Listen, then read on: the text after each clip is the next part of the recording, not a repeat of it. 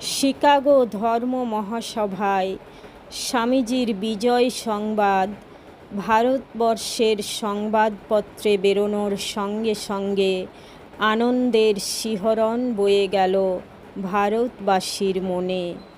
স্বামীজির মোহন সৌন্দর্য, অনুরণিত কণ্ঠস্বর, প্রবল ব্যক্তিত্ব, বিপুল পাণ্ডিত্য, ভাষার ঐশ্বর্য এবং বাণীর মহিমা, পাশ্চাত্য সংবাদপত্রগুলির এইসব বিবরণ মাতোয়ারা করে দিল পরাধীন দেশের মানুষগুলিকে।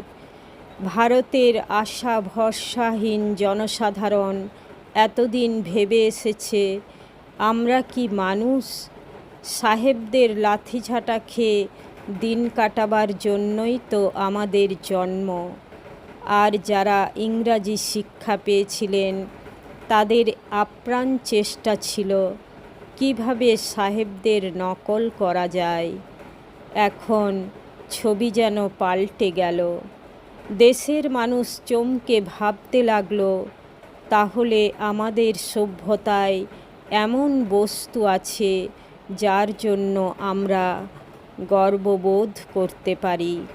আমাদের মধ্যে এমন মানুষ আছেন যিনি পাশ্চাত্য দেশে গুরুর আসনে বসতে পারেন। ভারতবাসীর মধ্যে আত্মবিশ্বাস জেগেছিল। আত্মবিশ্বাস এলেই জাগরণ আসে। ভারতে ব্যাপক জাগরণের প্রথম চাঞ্চল্য দেখা গেল।